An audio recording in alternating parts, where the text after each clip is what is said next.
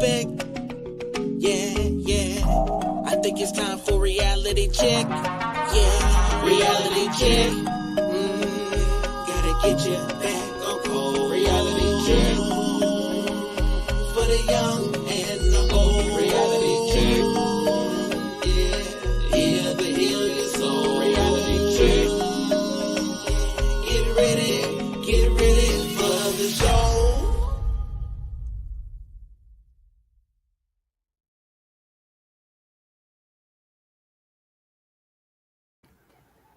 What up, though? What up, though? What up, though? What's going on? Hey, everything is a couple static. It's cool. You know, it's trying to make sure that I can keep my head on straight. I think you got a little bit of an echo in the background, maybe. Yeah, it is. I was looking at the video. I like to look at myself. Oh, baby! If I don't look at me, who else is gonna look at my old ass? Oh, I'm gonna look at you. Oh, thank you, E. Thank you, E. That's good, you know. It's funny though, because that kind of is right aligned with what we're going to talk about tonight, or at least what I wanted to maybe try to talk about. I know sometimes we get it exactly how I want it. Sometimes we get there. You got us there right now, because make-believe, fairy tales, and the truth. It is. Well, what a day for this type of conversation, right? This reality check. About to get a reality check. Maybe. I don't know. But mirror, mirror on the wall. That's a fairy tale, right? And then you were just talking about looking at you. Do you think that people glitch looking at the mirror? Not anymore. Originally, they did, because they couldn't really believe it, because they felt that the mirror used to possess them, or they didn't even know that was them unless they were around water or something that was reflected. So originally, in a sense, it was kind of very scary to think that your spirit, your soul, was in that puddle, in that reflection. You know, mirrors are very interesting in terms of how they were made, how they were constructed, and how they became a reality. You know, mirror, mirror on the wall, who's the fairest of them all? Eve.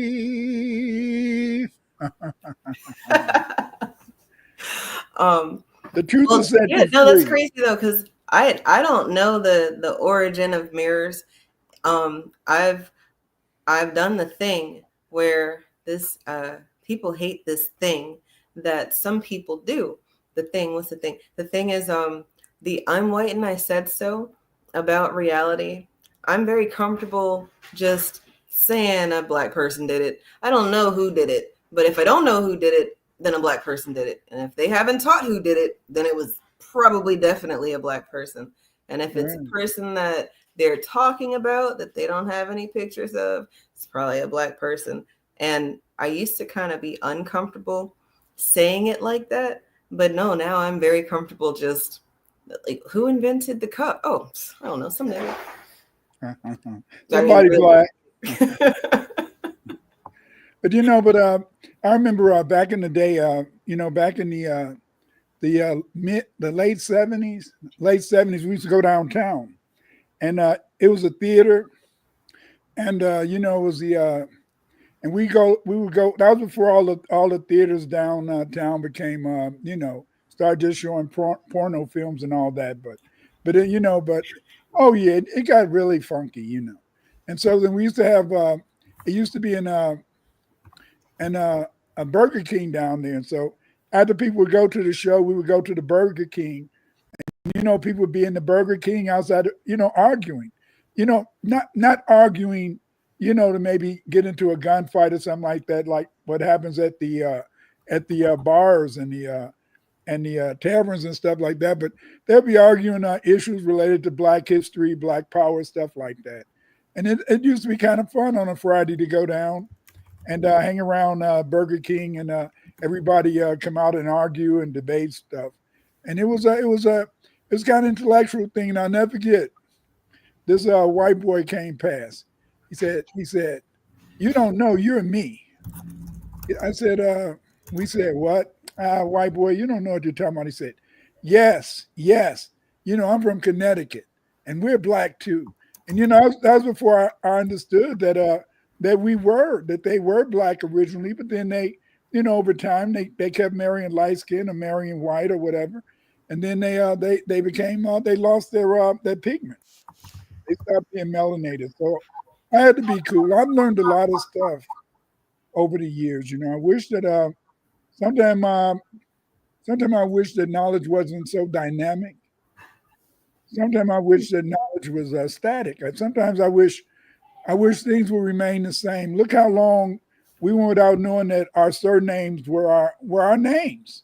Our Right. surnames were not our slave names, or we weren't all in a sense slaves. Some of us never experienced slavery, you know, and Right. we Right. still had our dark skin and stuff. So it's the whole idea of our history is so complicated, and then when you add into it our Aboriginal heritage and then the fight for people to make us African, it's kind of quite interesting. You know, it's quite interesting what they want to do. It's so strange to me that we can either choose to continue to accept things that we know are lies, or you know, we can do something else. And then I find that a lot of us, you know, we don't like being lied to, so we'll try to do something else, but then maybe we'll slip into another lie, and then maybe you get too comfortable, or maybe you're too tired of changing again, so you just kind of stay wherever you are. Oh damn. I think my camera's back. Okay. Yeah, I find that it's very interesting to me. And then for us to have been lied to for so long, like you just said, some of us weren't even enslaved. Like we don't have that as a part of our story. And then what if you were one of the people? This isn't me. Like I've seen this in my ancestors' paperwork. So I do have chattel slavery in our story. But what if you were one of the blacks who don't? And you've been telling everybody the whole time, like and your mama's mama and her mama's, like y'all been telling everybody that you don't have no slavery, but everybody's like, what are you talking about? Of course you used to be a slave.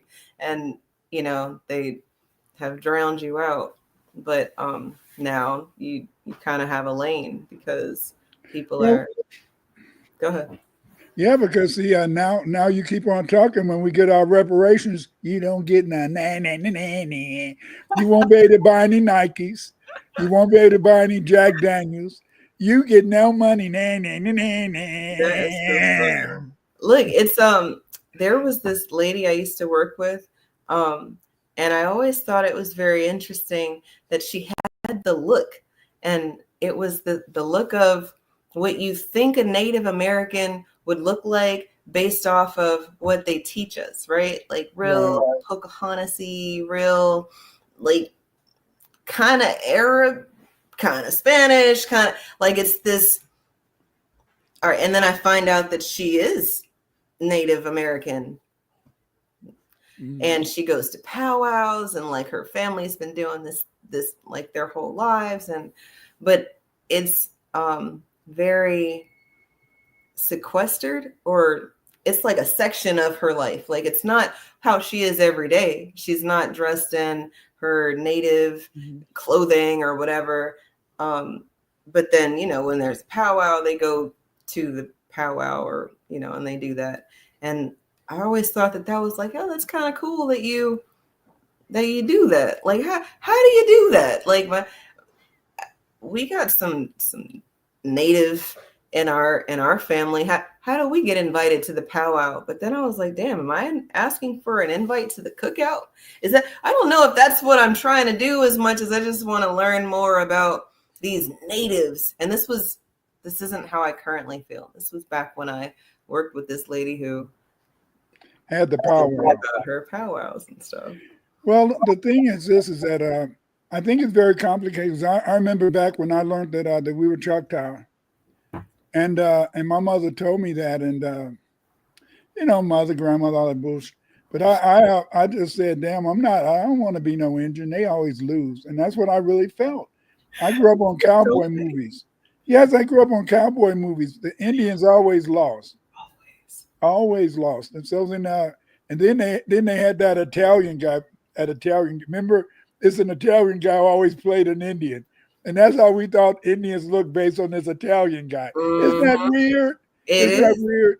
And but I grew up. See, you're lucky. You're lucky, Eve. Growing up in the '60s and '70s, they had a music for everything, and our whole life revolves around music because they played certain music in the movies when it was drama, when it was scary, and so then it's kind of like a movie and stuff. I'll never forget about 1980. Everything became in color. I used to see the world as black and white because all the movies were black and white. But then by the '80s, everything was in color, and I saw the world as in color. And people would probably say, "What are you talking about, Dr. Winters?" The world has always been in color.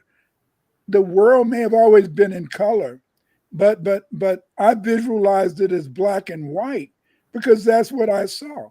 But then as we got color television, all that type of stuff, things were different. I'll never get my wife. I used to go over her house and they had color TV. I said, damn, how these Negroes in the projects got color TV? And they lived in the projects and they had a color television because we used to look at Star Trek. I'd come over there every Friday and we look at Star Trek. And then in a sense, I wanted to go home at a decent time, but I couldn't go home until after 12 because they'd be shooting outside. They'd be shooting outside until around 12. Gotta stay in the house. They had to stay, and then 12. Then one night I came home, and so I'd ride the L from her house. The L is the electric train. I'd ride the L from her house and get off on 47th Street. Sometimes the bus wouldn't come, so I'd have to walk home. And I mean, it was just an interesting experience, That's for sure. I mean, that's all of those experiences, and then at one time, no less, because having to wait anywhere because they're shooting. I've only been in maybe one that I can tell you for sure that they were shooting there, and then maybe a couple of other places that they might have been shooting there. I really don't know. And I really didn't stay to try to figure it all out. But that was I don't want to say a daily occurance for you, but like. It wasn't a daily occurrence. But, I remember we used to play hide and go seek. We used to call it by another name. And, we'd be playing that some nights. And, you playing hide and seek outside. Mm-hmm. And so, after a while, you would just go home and shit because you couldn't find them. Because y'all playing outside, they could be 3 blocks away. Be anywhere, right? Yeah, so that was kind of a fun time, I used to sometimes I'd be coming home, somebody will walk up to me, pull out a gun, I'm gonna shoot you unless you join the gang. But I'm not going to go to them. But I'll tell you this: when I'm going to go to school, when I go to college, I'll come back and be a lawyer. When I come back and be a lawyer, then I'm going to take care of you, and I'm going to make sure, in the sense that you don't go to jail because gangbangers always go to jail, but you're not going to go to jail because I want to be a lawyer. Oh, I could talk some ish back then. Oh yes, I could talk some ish back then. The only place I couldn't talk myself out of trouble was in Urbana. Because I did, when you're in college, I flirted with this guy's girlfriend, and I was just flirting. I had no interest in her, And then we went to a barbecue joint. I used to like rib tips back in the day when I had good teeth, because so I could chew on the gristle. I can't do that now. I'm sorry, but back then I used to like to buy rib tips. So we went to buy some rib tips, and we was in Urbana, Champaign. Said, hey, ain't you that brother that was trying to talk to my woman? I said, what? No, So I try to do the old move in the old days was you always look to both sides, then you hit the guy in the front. So I looked to both sides, hit the guy in the front, and then when we got to the front door, his friends was coming in. I said, "Damn, gone." Oh no, No, but I don't know. I mean, that's like straight out of a movie. Like yeah, that's but like straight out of a movie. that's what you did back in the day. You always look from side to side, then you Just go down me. He's because you want killing to me stay on too. them. I don't know who just me in the chat is, but you are killing them, and you done killed me twice.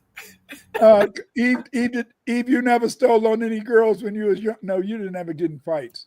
No, I didn't ever steal on anybody. I did kick the shit out of this one girl one time, and I got in trouble. I got in a lot of trouble or suspended for it, but I believe she deserved it. She knew she deserved it, and thinking back on it, I don't know why I kicked her, but I felt like maybe I couldn't probably punch her hard enough, so I kicked the shit out of her. And it was just one kick, but that one kick was like my third son. He was really mean. He's okay today, but he would that's what he would do: he'd kick you and then whip your ass. One day I came home and I was walking around the corner and he had somebody on the ground beating the hell out of him. I said, "Get off of him, Lonnie, get off of him." Papa, but he said something. I said, "Boom," But now he's happily married and settled and stuff. Yeah, you gotta tone it down. I mean, look, it's all about the minis and the fairy tale aspect. I think you and Yoshi were talking about Disney and just Disney's all afflicted, messed up past and how racist all of it has been and all the, symbolism and stuff. And it made me think about the fact that a lot of my peer-aged women, so then I don't really know what that means, but just the women who grew up around me, older and younger. So whatever that time frame would be, is that a 10-year, 5-year plus, and 5-year younger? But whatever. Okay, like let's just because I think that matters too. If you're 15, you're not necessarily going to watch the same thing a 7-year-old is, but you might, depending on when you grew up, because of the limited availability of the different types of things that were out, right? So then, same thing with toys. Boys have cars and robots and very specific things, and then girls they have art stuff specifically geared to them. They got cooking stuff specifically geared to them. Now things have kind of morphed. You got a boys easy bake oven, but even just saying that was weird for me. Like, what the fuck is a boys easy bake oven? But, if you think about it, I know in the in the late 90s, maybe people kids split up. One group of kids was looking at Cartoon Network, and then the straight lace kids, the squares, was looking at Disney. And I call them squares because they wanted to have fun. I like being a square when I was growing up. I had my little cardigan sweater and stuff. Oh my gosh! And I love being a square. Look, there's nothing wrong with being we had fun. Square. It's perfect. We had fun. What I did there? That was a square joke. Okay, I'm sorry. The game bangers, they always had the style and profile. They was always running, afraid somebody gonna shoot them. When you was a square and stuff, people just, oh, he's square. Anyway, so okay, you stay over there. And then I could dance. Oh, since I could dance, I had it made. I could dance, and since I could dance, that meant that the girls always wanted to be around me because they wanted to dance with me. I don't know if I don't know if they all liked me, but the thing, they liked me, I think, as a person, but not as to be their lover or whatever. Right. But they would always want to dance with me because we could get out and we could bop, and I would make them look good, twist them around, maybe. Do all that ish. Okay. And I had, do a little footwork. So, hey, it was cool. Back in the day when I was younger, everybody, Clyde and Diane, that's my wife's name, my baby down. Clyde and Diane, y'all got to dance. You're not leaving until you dance. You got to dance. You got to dance. So it was good for a while, but as I got to my 60, it was over. I couldn't dance anymore, Eve, you see. But at college, it was impressive, I mean, that's what you did. I mean, I really had fun in college. I had lots of fun. I can never knock college. I had fun. And I wasn't doing nothing. I think that was so super. I had fun, maybe because I was on the team and got to travel around the nation, got to pinch Yeah, you got a lot of experiences from college. Yeah. I think that's people could be envious of, somebody's real life experience. And like I said earlier, just in general, some of the things that you've said about your life story is almost straight out of a movie I've never seen, but just I would watch the hell out of that movie because damn, this nigga is dodging bullets and he's popping niggas in the head and getting caught up at the. That's what one of my brother's girlfriends said once. She said, "Clyde, your life could be a movie and stuff." I said, "Shit, it's phony, And because back in the day when I would go to conferences and stuff around the nation and stuff, they'd always say, "What part of Africa are you from? You got such a clear complexion." I said, "I came from Chicago." Okay, anyway, when did you move from Africa to Chicago? I said, "I come from Chicago." No, you can't come. Because see, back then, even prior to the day, you didn't see any Afro-American, FBA men doing presentations at conferences and writing articles and all that type of mess. I don't know if, I was kind of an oddity. So they always thought I was African, And they said American Blacks don't have the resources to do this stuff. They don't have the time to go be an educator traveling unless they're associated with, some university network or, right. So then you doing it on your own is very strange. You must be Prince Hakeem. You just in your American clothes today. But even think about today, you can't think of one black male scholar today. It's sad. You can't think of one black male scholar. You can think about a few black women scholars who are recognized and their research is kind of recognized, and that's because of the fact, in the sense that most of the time, many of us, didn't really want to be adventurous. The only reason I got adventurous is that I was competing with somebody. Who was it? Oh, Montemino. I was competing with him, and I said, damn, he keep on presenting these papers and doing this and doing that. And then my wife said, you could do it too. I said, what? She said, you can do it too.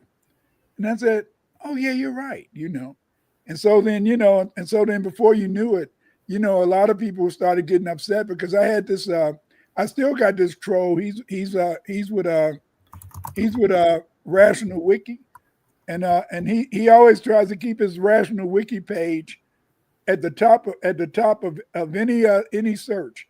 I was able to drive it off one time. I had pushed it down, and because but he works for he won't let anybody put a Wikipedia page up for me. He won't let you do that. And so then and he just said, why do they keep letting you publish these articles in genetic journals? You're an Afrocentric scholar, you see. You're Afrocentric. You're talking about black. He should have said, you're talking about niggas did something in the world. How you going to talk about niggas doing something in the world and they're publishing your articles? What are they doing? How did you do that? And so he was so angry. He was a Latino too. He came from. Look, that's part of the. That's right. That's what it is right there. Your real life experience has people so angry that they will make it their life's mission to ensure that nobody puts a Wikipedia page up. Like, he's from Colombia. What the hell? Insane. I wasn't in Colombia. I'm up here, and he Is just he couldn't is understand. he a researcher? No, he's just a racist. But somehow what happened is that he got so hateful. Oh, he attacked this black girl, and he attacked her. He attacked her, and said that kept telling her that she was just black, and she was talking about her Aboriginal indigenous origins and stuff.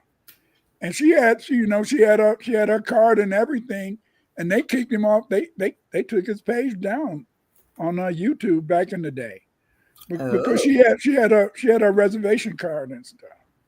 But he just couldn't believe two things. He couldn't believe that black people were Aboriginals, and he couldn't understand how I could get articles published in peer-reviewed journals, and I was an Afrocentric person. How could I do that?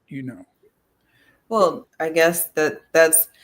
I was wondering if they were a researcher because sometimes the pet other that isn't white is like that nigga's got in my way, and then you're getting published versus them, but then they're not even in the same field. They're just a hater and a racist, and not even in America. Like, whoa, you've got hate from other countries. Yeah, and he came up here and he used to troll. He used to really he don't troll me like he used to. He used to just troll. His page still come up. If you go to my page, if you go to Google, if you Google Dr. Winters' Rational Wiki, is gonna come up.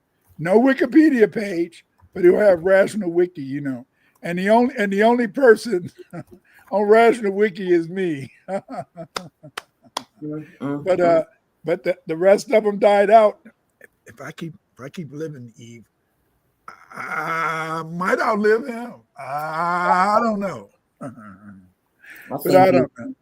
I think you definitely will.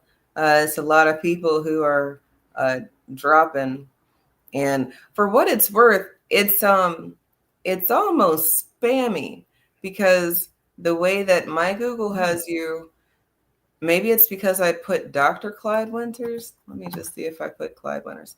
Yeah, if you don't scroll down, because the second link is the Rational Wiki page, but the first thing that pops up is like an overview, and it doesn't talk about you being a black supremacist. Not until you scroll down, but it is the first link after you do that initial scroll. So I know exactly what you mean, but but he's but I wish, I imagine him being about 5'5" and emaciated, and he's a lawyer, and he got mad because he used to try to debate with me. But I used to say, man, you're a lawyer and you don't even have a practice. He eventually got a practice and stuff like that. Look at you motivating the haters to do something with their lives. So like I said, is that he attacked this black woman, and she had her card and stuff, and they took his stuff down. He still got a couple of pages up, and a lot of people, they try to rush to him because they can't argue with me because I did my research. I do my research. I can bag it up. I can bag it up. I got the articles. I got the books and stuff like that. And so then, hey, I can support it. See, a lot of people don't understand. They'll say, no, you just talk. No, you can't just talk. As as a researcher, you have to be able, in a sense, to use citation. See what allows you to be recognized as being, why am I getting darker and stuff like that? That is the weirdest thing. I got this light shine on me, and I don't know. But years ago, this is off the subject. Years ago, I was at this casino in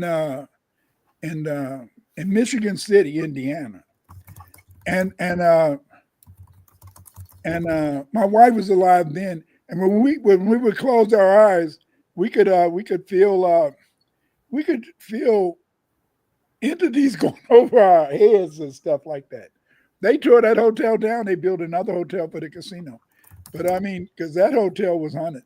I remember Excalibur. I forgot what floor it is, and Excalibur is on it too. When we were on that floor, they would come down the hall, a spook or something. One year, my son, his girlfriend came, and so then the spook would come down the hall and stuff at Excalibur. So I mean, hey, I had some interesting experiences. Some of them unbelievable, but I used to have this guy named Hob Zollin. He used to try to get in my house. I didn't put up no protection, but he wanted to read my mind. I don't know. What? He was a Hebrew. He was a black Hebrew. Okay. And, he could set up a force field. You couldn't walk through it, or you couldn't hit him, or nothing like that. Oh, I met all type of crazy people in my life.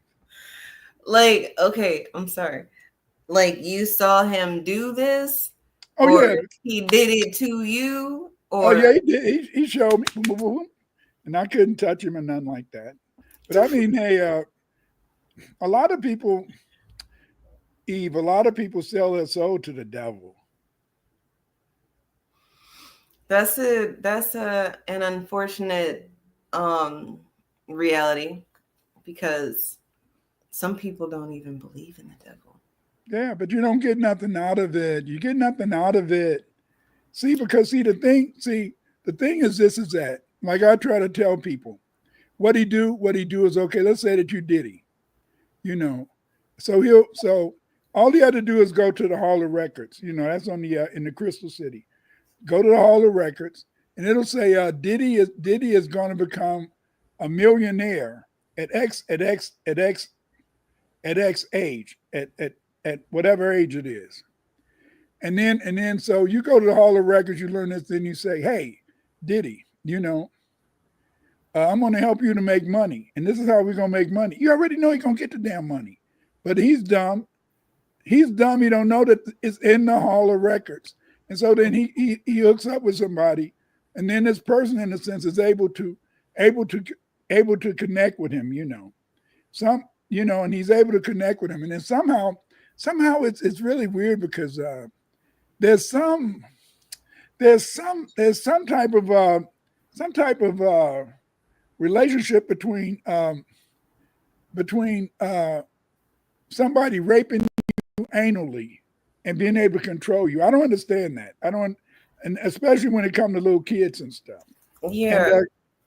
I saw something about that on Twitter, I think, with a former child actor. That's crazy that you say that, because the child actors, they do the fairy tale movies, and and then you find out some really crazy stuff. Hold up, this is it right here.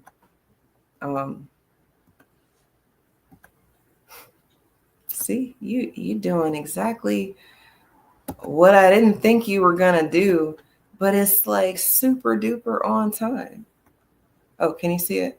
Yeah, okay. Go ahead. This man, like, so you ever heard of Panda?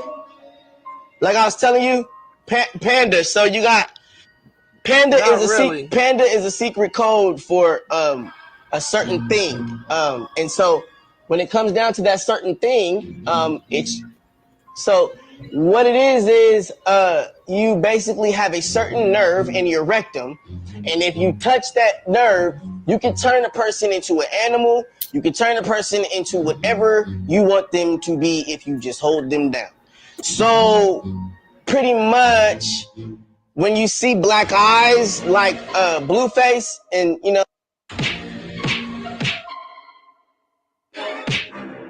got beat up, but he didn't get beat up where you thought he got beat up. He got beat up somewhere else. Okay. And so the eyes come out, and they call him Panda eyes. Yeah, I don't think that boy crazy. I think that boy know what he's talking about. Yeah.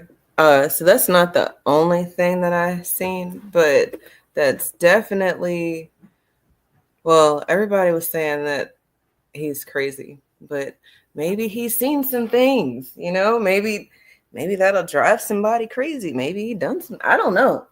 Well, full entertainment industry is very strange. But see, you had to establish a limit. You had to say, how far do you want to go? I remember years and years ago, I was trying to I was at Iowa State University. I was director of the Black Culture Center. And so then I went to this meeting so to try to get so I could teach in I could try to teach in the history department, you know. So we're in this meeting and these white men are filling on my leg and shit. And I said, damn, what the hell is this? I got to get out of here. And you know, and so then, you know, because when I went to school, should I say this? Okay. Yes. When I went to school, about 60% of the men at Illinois were homosexuals, you know. And I said, damn, wow, this is weird, you see. And so then, and see, because 60% of the men was homosexual, that left a lot of girls for us. And so, you know, but it was weird. You go to these parties, you go to these sorority parties, they having sex. You don't even know the damn girl name and stuff. It was kind of crazy. I really feel ashamed of myself now. I do, Eve. I really feel ashamed of myself because I don't even know those girls' names and stuff. Somebody walked up to me and said, "Hey, you're my dad." I said, I always use protection, but if that's what you think, but nobody came up yet, you know.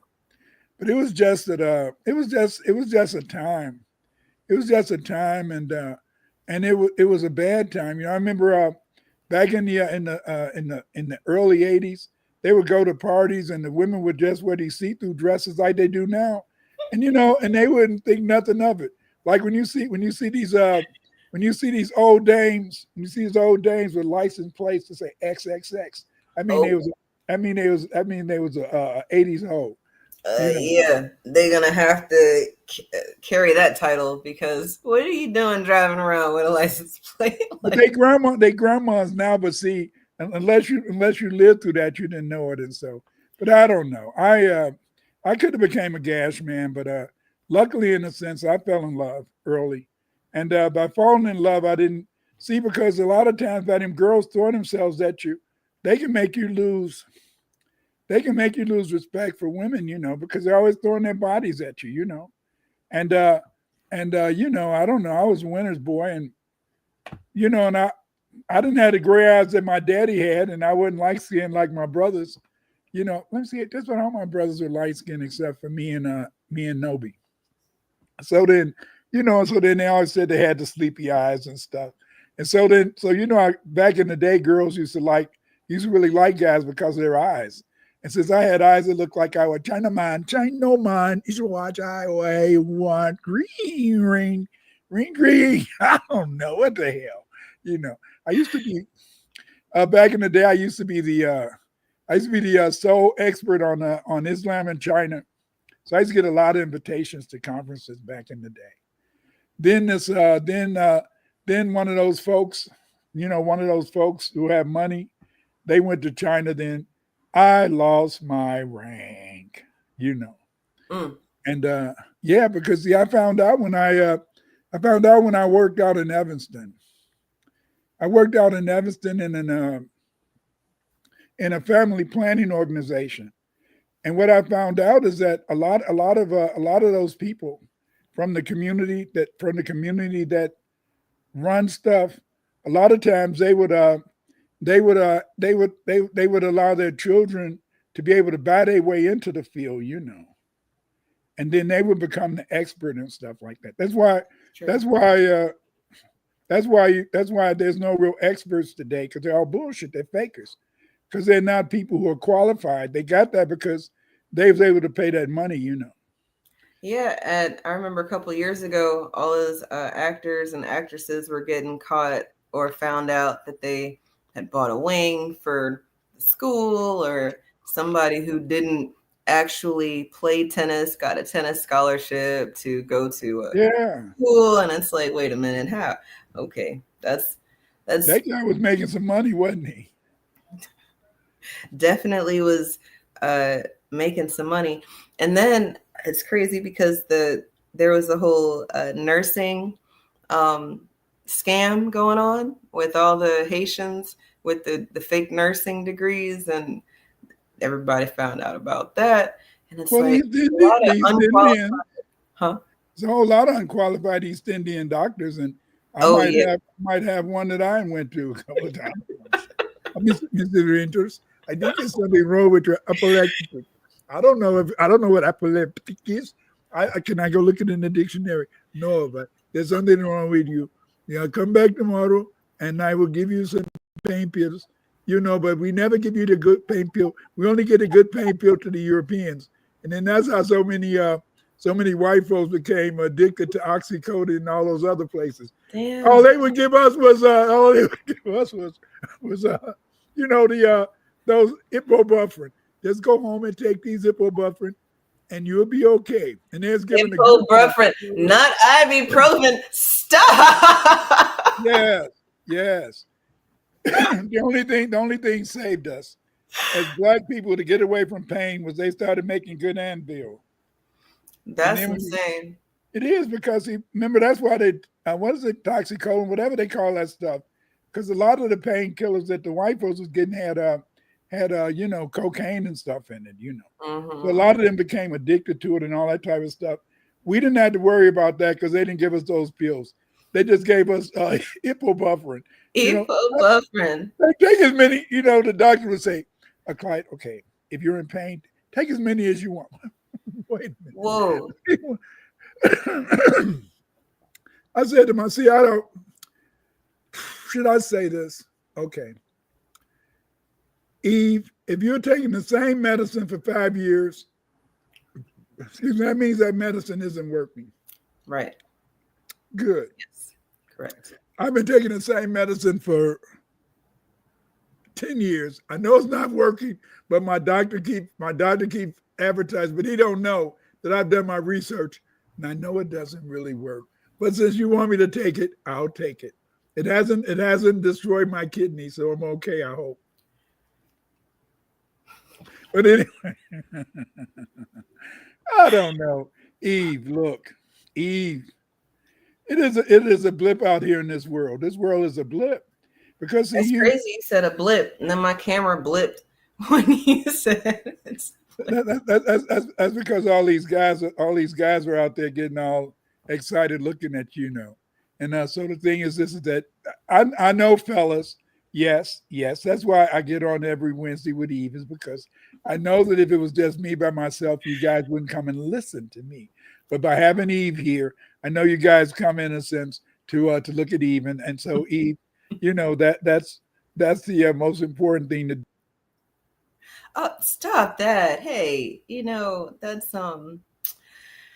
that's not fair. But I guess the thing is that I want to get the people what they want. See, this is it, family. I'm gonna tell you something. You guys are very lucky. This is Wednesday night, and Eve likes to give you guys something that to make you laugh, to make you, in a sense, kind of think about something that you never thought about before. I mean, look at the titles: FBA Life. FBA Life. Is it a bad fairy tale? A fairy tale is a fantasy. A fairy tale is so fantastic, so mystical, And the thing is that our life is like a fairy tale. But what makes it even more shocking is that it's just to think. Here we are, the majority in this country. The majority in this country that's put forward in the world as a minority. And so then you have this minority, because we're really the majority. There's more of us than anybody else in this country. And why do you say that, Dr. Winters? Because America is a country of populations. Latinos, Europeans, Eastern Europeans, Western Europeans, foundational Black Americans, immigrant Black people from the Caribbean, etc. But so then we are the majority. That's why a lot of people say, Dr. Winters, how can you say that we're the majority? I can say we're the majority because we've always been majority, because America is the unidos, estados. It's the United States. You know, out of many came one. Isn't that what they say on the dollar? Out of many came one. And so then it's absolutely interesting. But see, the beauty of it is this: is that people get mad at me because we are the supermen and superwomen of the planet today. Even though people say that you're a minority, look how we dominate. You know, dominate. We dominate sports. We dominate music. We dominate intellectual. Tell me one white scholar. Tell me one white scholar. Tell me one white scholar. You can't think of none. Look, I was gonna say Albert Einstein, and then that is Albert Einstein is the one that they play, but Albert Einstein is not an American scholar. He came from Europe. Oh, well, damn. If you're talking about American scholars, I have not one. But Black ones, I wanted to say this earlier. I forgot, but then I remembered again. Shout out to Dr. Welsing. Her birthday was yesterday. Happy birthday, Dr. Welsing. Talking about real life and fairy tales. She was definitely a woman who notable. You know, they didn't like her either. They definitely tried to ensure that we wouldn't learn. You would have learned of her in real time, right? But she wrote a good book, and that book is going to be here forever. The ISIS papers, right? You know. And do you think that's why there's an organization that has the same name? Because it's one of those energy killers. You know, when you take a word like gay that used to mean happy and you change it, so now everybody wants to be gay because internally you would want to be happy and you would probably connect with whatever word actually means happy, but they've perverted it. So now you don't want to be gay. It's probably a bunch of people out here angry and miserable. But they perverted a lot of stuff. But the perversion comes from the fact is that, you know, how do they fit in? You see, it's just like for years, okay, if you do anthropological research, ancient history, you go out and you dig up a grave, and then next thing you know, you found a nigger. Wait a minute. Okay. Then you go into ancient America, 10,000 years ago, you dig up a grave, and then you found a nigger. You know, look at the nose and look where the ear and the nose is. Whoop, he had a big ass nose, so he must have big ass lips. Where does nigger come from? And so then you got people who are trying to give themselves a place in history, trying to give themselves a place even in scholarship.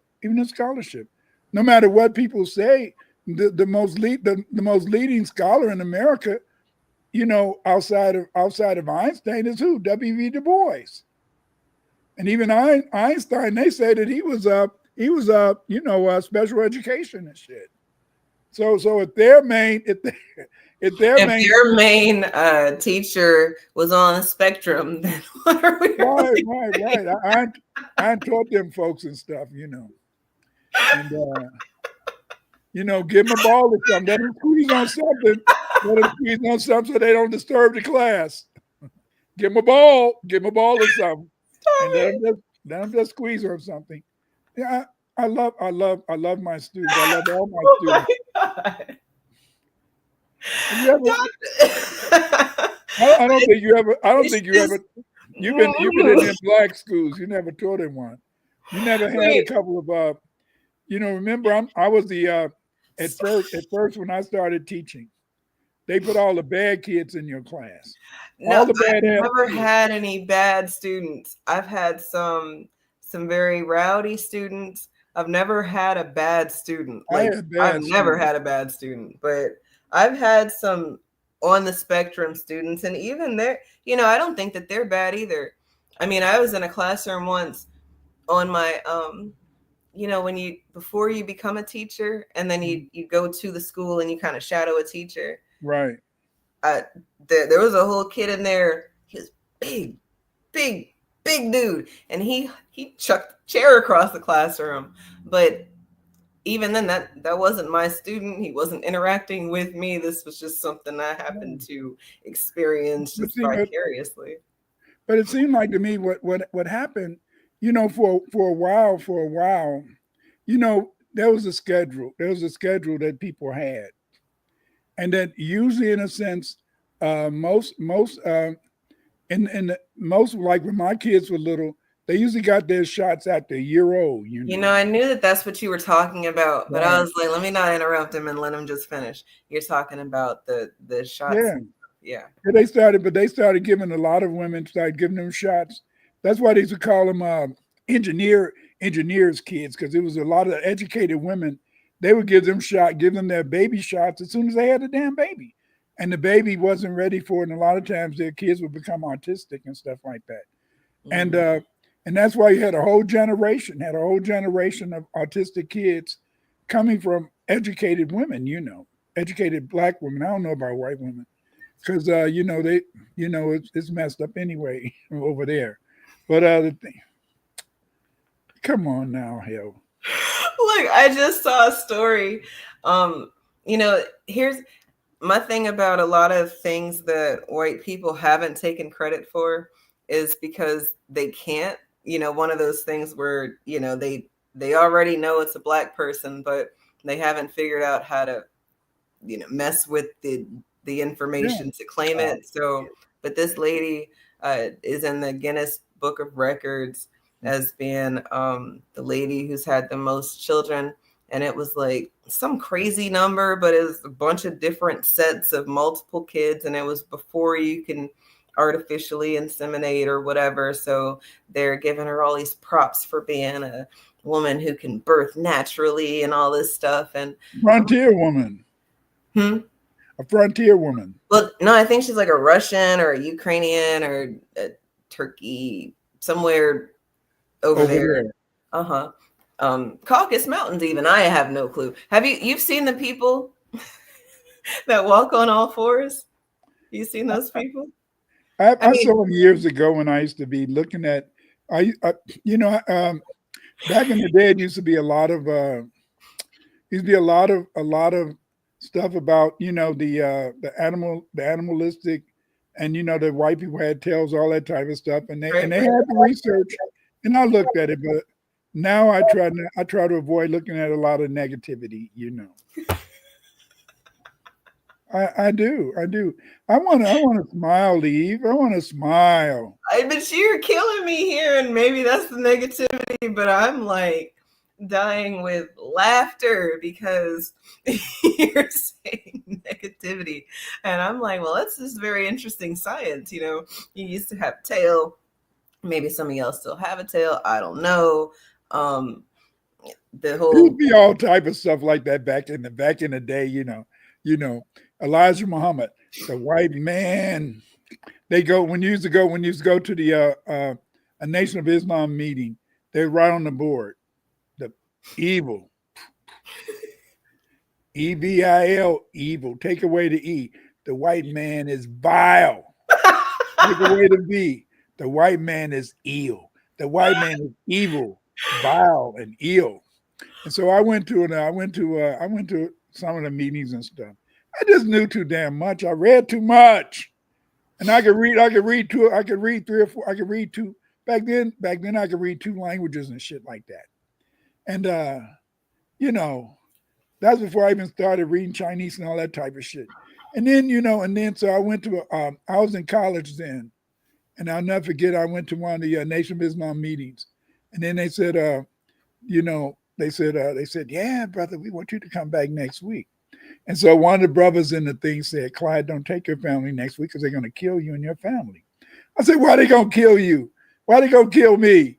They said, because you know too much. I said, damn, it's in the damn book. It's in the book.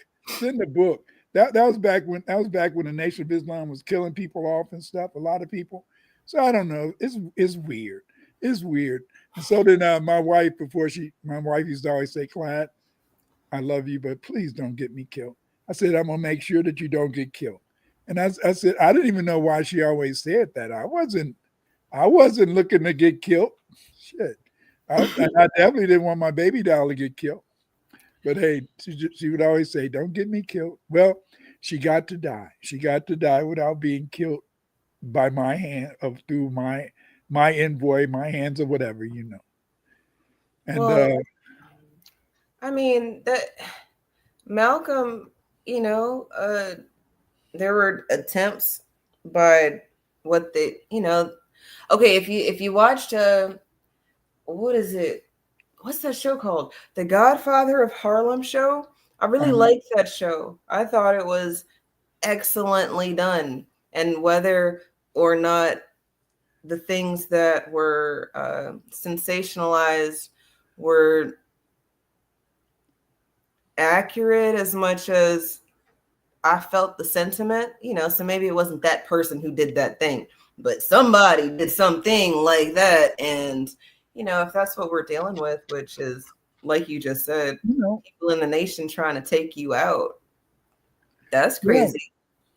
Yeah, but hell, I didn't even never go to war and I was being shot at and shit. People always wanted to try to kill me back in the day. Nobody wants to kill me now, I don't think. So I'm okay. I'm okay. But I mean, do you think that's why Malcolm was so unapologetic? And I say these things like I know him. I don't know that man. I didn't know that man. I don't know anybody in his family. Just from what I've learned and heard, it seems like he, like you, maybe was just used to violence or something.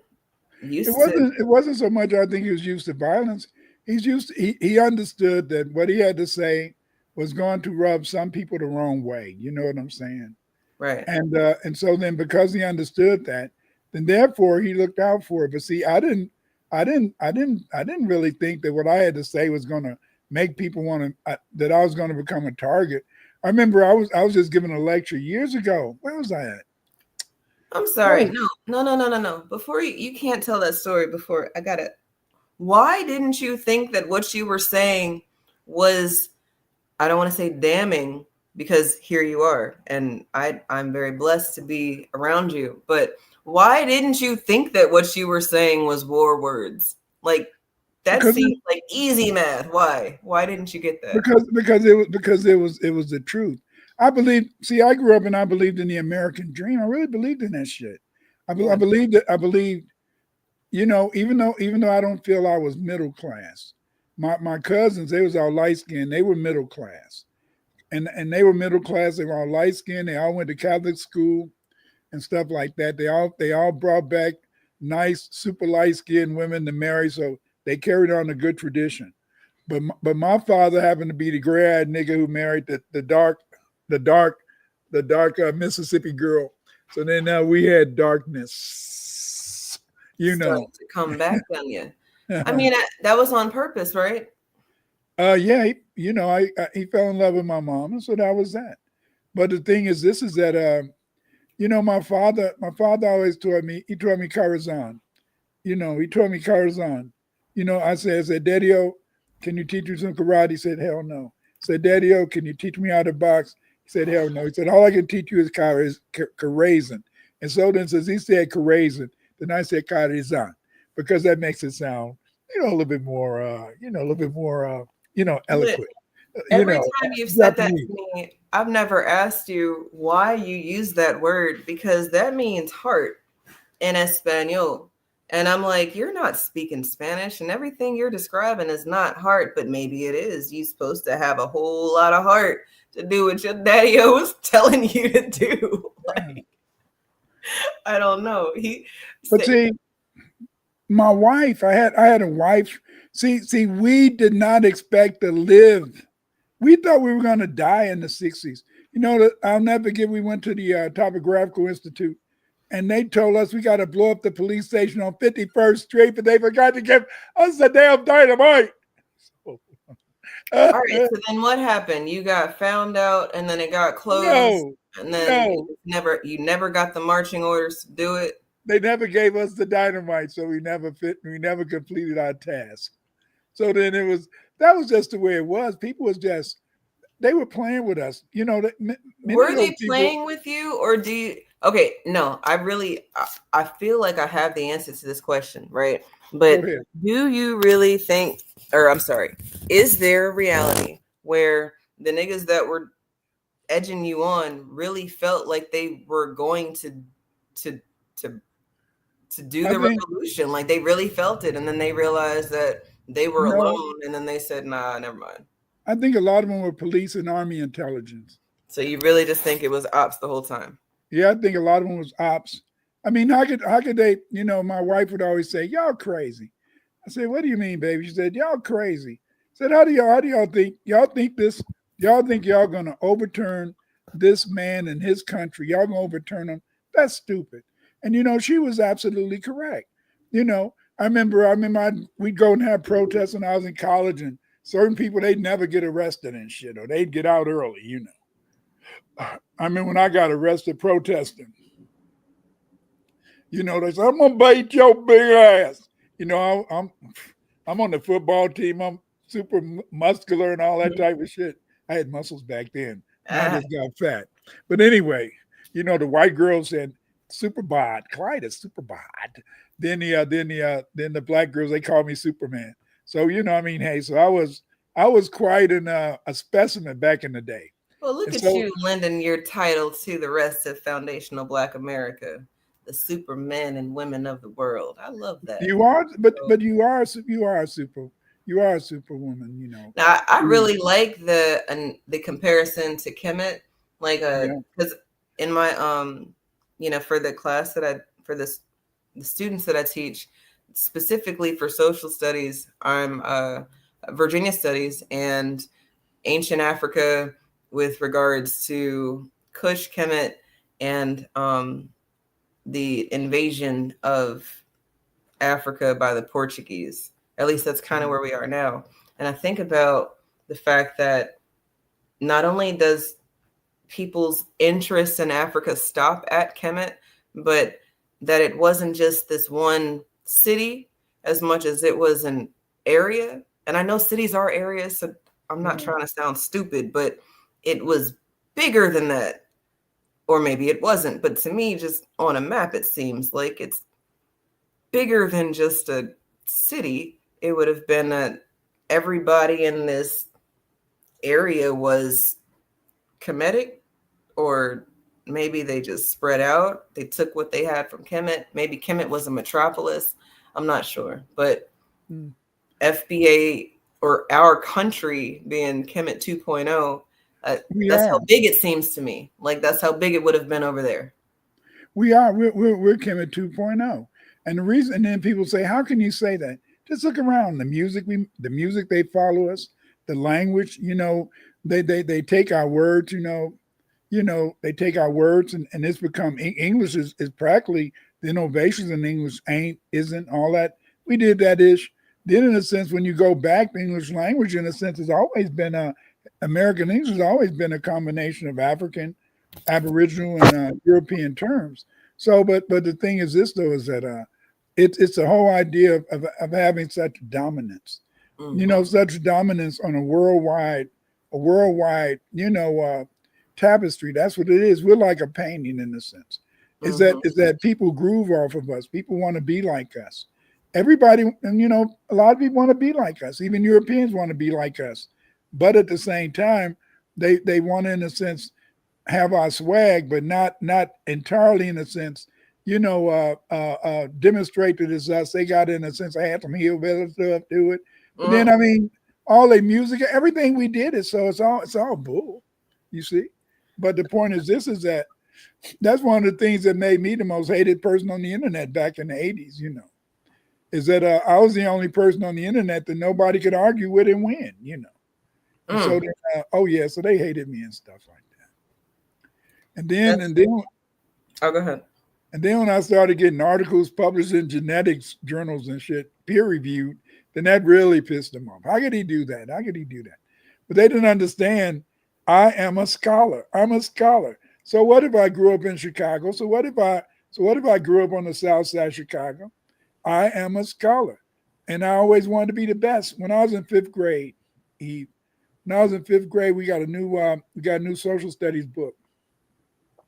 And that social studies book, they had on it all the explorers. I found that book later, but it had all the explorers. And I said, I want to be an explorer. And then I got depressed. I said, damn, they discovered everything. And so then I said, I'm going to be the explorer. I'm going to be the first. I'm going to be the first to discover. I'm going to be the first to discover different things about Black history. That's why that's why I really enjoyed the fact that I was the first one to really get us to see over here. You know, Marie Childs, she kind of hinted at it, is that our surnames are not our slave names. That was wonderful to me. The fact, in the sense that many of us were not all slaves. You know, and I mean, and it's so important because, see, you know, this Sandra Hinton, I'm working with her on her. I'm on her committee for a PhD, and she taught me, in a sense, trauma, but the importance of trauma. But how did we get through this trauma? Why aren't we traumatized today? Why did we go through slavery, and then we came out and we still boosted ourselves up and became very successful, built cities, schools, businesses, all that type of issue, even though we were supposed to have been suffering from our trauma as enslaved people. And so, see, this is the thing that makes us the supermen and superwomen of the day, is that we do the impossible. See, me and Reverend Matthews, we did a show on this. We make the invisible possible. Yes, that's real. That's so real. It's, right. It's so crazy because we will champion a fairy tale like Wakanda Forever, but then we won't learn about the marvels and the wonders that we've been able to do ourselves. And it's like, now I get when white people do it, they don't actually have those originators and heroes and actual stories of wars and the fairy tale. Like all the Viking sagas that's gotta be some nigga shit. I'm sorry. I done read too much of these stories and these family ties and just tragedy and just some, because like us. The Vikings were just Moors, but see, right. The white man, the white man put things the white man put things into categories, you know, because see, we don't understand is that the most righteous men in Africa were always the men with horns. What are you talking about? The men with horns. These were the men, in the sense, when their headdresses, they put horns. Oh, is that why the Pope wears the hat like he wears? Yes. Very men with horns. What was it a couple of weeks ago? Remember, he was supposed to be doing some type of astral travel or something, going into some type of secret room. But anyway. Look, you were talking about tragedy, and it made me think about this video I saw. Can you see it on the bottom? Yeah, let me put it up. All right, here we go. Oh, right. Obviously, I wouldn't have got that part right. It's just, they always thought that they would have the fee. They always thought they would have the fee, and hell, for a good minute they did. They had the fee to give. See, the problem is now they don't have the fee. They don't have the fee, so it's becoming a problem. And rather than stop trying to pay the fucking fee, y'all will literally kill yourselves and kill the reputation of this country, of this nation, trying to pay a fee that y'all should have been stopped paying. Okay? Y'all should have been stopped paying. When colleges went from being tuition free to tuition based in 1960s, in the 1960s, that was all because y'all couldn't stop us from getting educated anymore. So you wanted to put a roadblock in there. You wanted to make it harder for us. We didn't have the capital like you guys did. So you added tuition. The reason why America doesn't have universal health care is because that means everybody would have access to it, that including people like me and you. And they don't want that. They thought that they would always have surgery money. They thought that they was always going to have outpatient care money. You understand? Private doctor money. Hell, I'm not going to an office. I can always have them come to me. That's what they thought they was always going to have. And as they started to see that they were losing leverage, rather than stop paying the fee for racism, they said, bitch, here, take my arm, take my leg, take my organs. To the point where you guys are where you are today, still trying to pay a fee going out of your way to pay a fee that literally is killing you. It's killing you. And then now that you're starting to realize that y'all really did fuck around a little bit too much, you want my pretty black ass to get up out of my seat to come and fight for you? Oh, you're fucking stupid. Oh, you're beyond stupid. You're beyond my pretty self. You see me? Y'all see my brothers and sisters? They fine too. We supposed to get up out of our seats, up out of our beds. And I heard a white woman literally said, Black people, stay where you are. I would never take no advice from white people unless it was on how to be selfish, because that's the only thing that I think that they can give. However, this white lady said, do not get up out of your seats. You want to know why? They want us to get out and be in the streets so that now they can plot to kill us. Us doing exactly what we're doing. Like, this is why they so hot.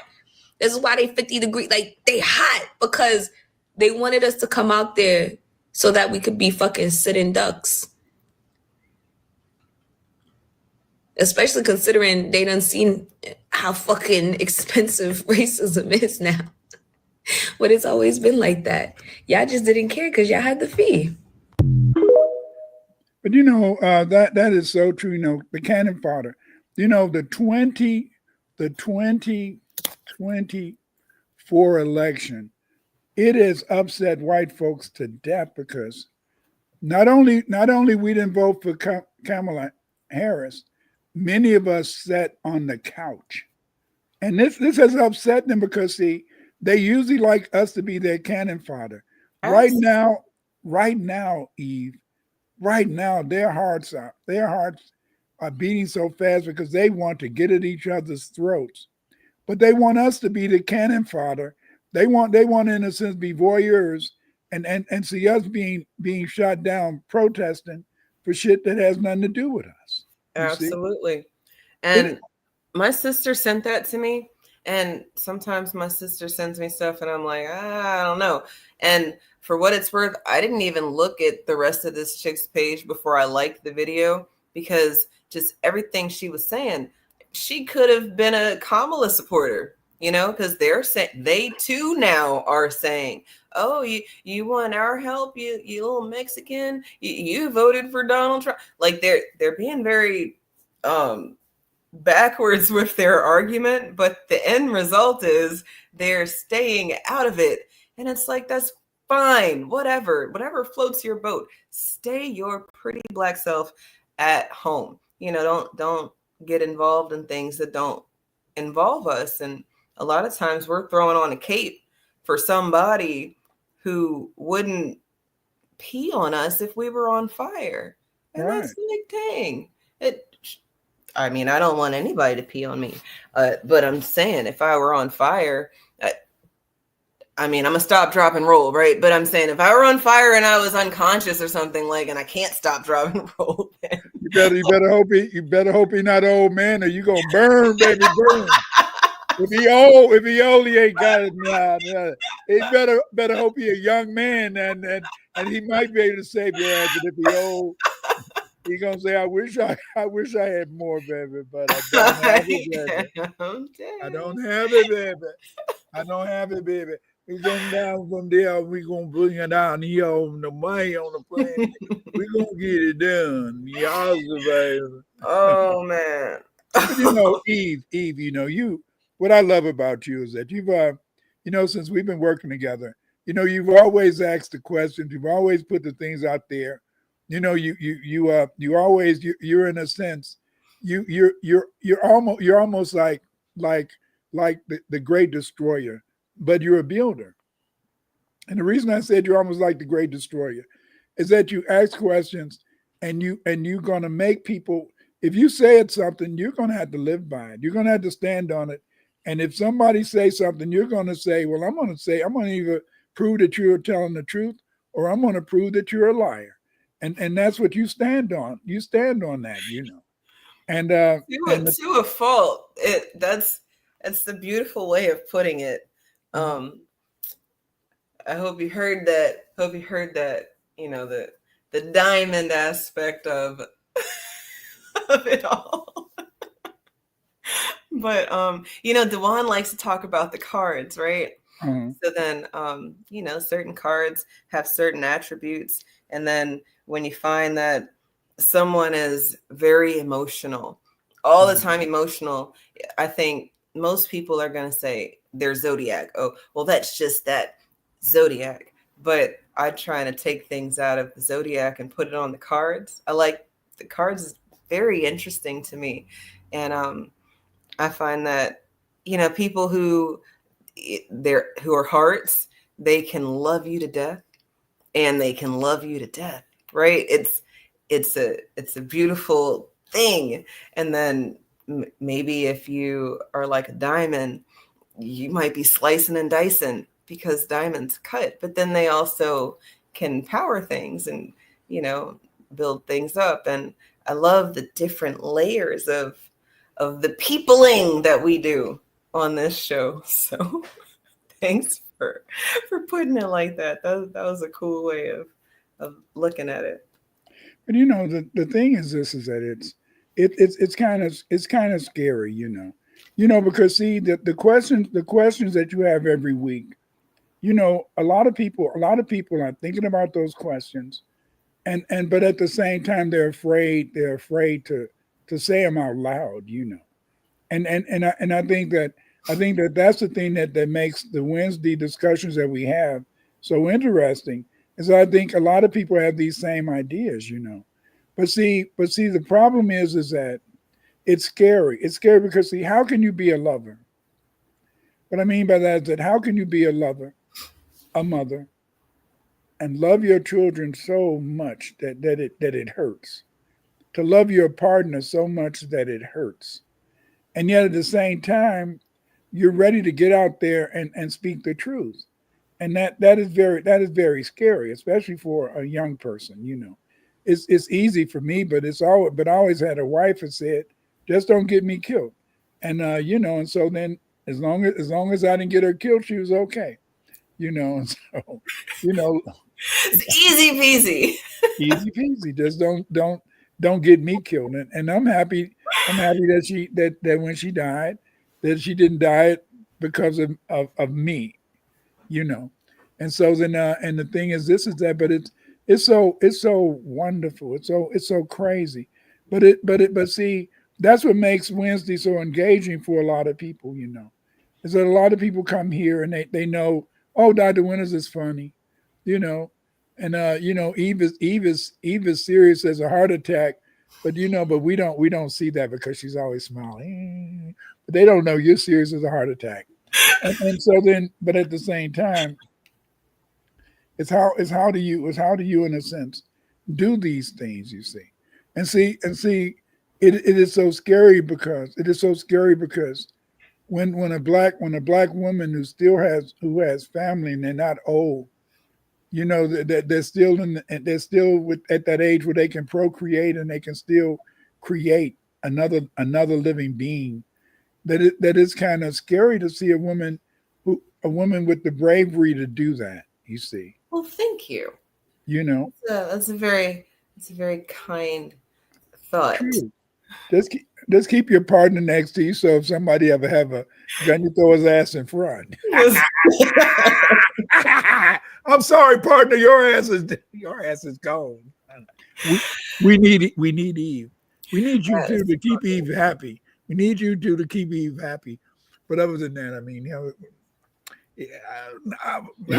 just shut that. No, you don't have to worry about that because we're a 2A state over here, and I think it's a pretty safe place to be. Yeah. It is a safe place to be. Want me to tell you why? Why?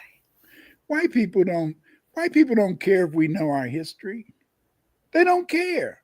The only people that get in our way is other black people, because some black people, yes, some black people. Well, you're crushing people's fairy tales right now, Dr. Winters. Because no, the only bad people are white people. No, but they don't care. They don't care if you know your history, because see, they don't care if you know their history because they love their history too.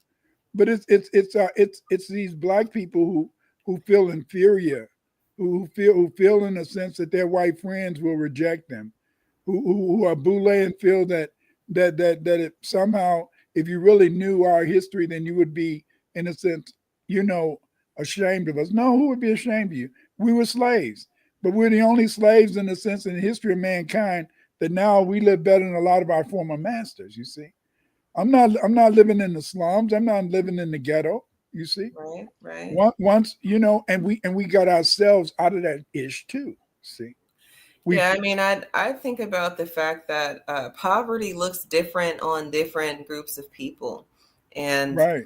even in poverty, you had people, Black foundationals, you wouldn't know because maybe your mom or grandma or auntie made y'all's clothes, or if she didn't, you weren't walking out the house with holes in anything. Yeah. Or like after we were allowed to purchase things, not only did we do the damn thing, but I mean, people try to take our style all the time.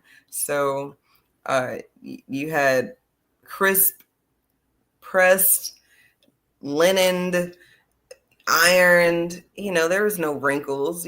But then these other groups of people, think about one of my favorite pieces of literature to teach is To Kill a Mockingbird, and it talks about the lice and the dirt and then just but no, that's not us. They're talking about the poor white people in the town, and poor Black people living a little bit better than the poor white people, even though they have to deal with being Black in the town that they live. It's very strange. Because see, the thing is, this is that when they leave us alone, we always do well.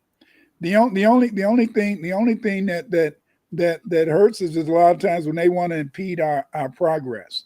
Remember, like like Black Wall Street or 47th Street back in the day. A lot of times, whenever they see you making too much money, having too much independence, then they feel they had to do something to hinder your progress, hinder your independence. But the beauty of it, and this is what makes America great.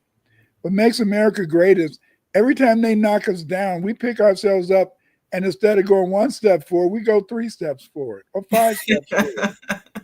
We knock that nigga down. How that nigga get up? Well, how you get up?